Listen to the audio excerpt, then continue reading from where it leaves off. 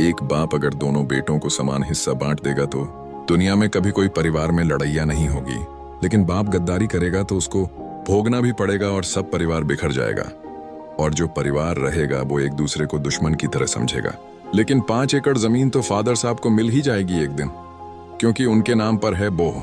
जमीन और बोह चाहते हैं लड़ी ना हो, हमारे परिवार में शांति से सब हो जाए, किसी को पता ना चले। लेकिन हाँ, नहीं होता। बहुत कम लोग हैं जो ईमानदार होंगे। जब बात जमी की आती है तो 1 फुट जगह में लोगों की लड़ाई हो जाती है। लेकिन राहुल के पापा जी ने जो परिवार के लिए त्याग किया वो कम नहीं रहेगा। समय आएगा जब चाचा को इसका फल मिलेगा, क्योंकि ये कलयुग है भगवान। सब देख रहे हैं कौन कितना ईमानदार है, किसके कर्म अच्छे हैं, किसके बुरे हैं। न्याय का चक्र चल रहा है भाइयों। ये जिंदगी ऐसे ही नहीं मिली, सभी को भगवान ने कुछ सोच समझ कर भेजा होगा। आप अभी बुरा कर रहे हैं, लेकिन जब समय आएगा तो कोई सीमा नहीं रहेगी। पता नहीं चलेगा क्या हो रहा है मेरे साथ। भगवान के घर देर है, अंधेर नहीं है।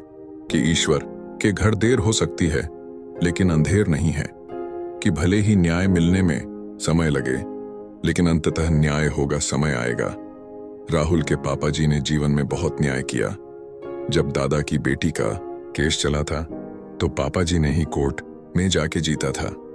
कभी 1% समस्या नहीं आई, उनको भी गांव में बंटवारा किया लोगों का। बैठक की, गांव की समस्या हल की। कोई भी काम हो उसे सफल किया। लेकिन परिवार की वजह से बहुत कुछ होने के बाद कुछ ना बोल सके बड़े भाई, होने से कुछ ना कर सके।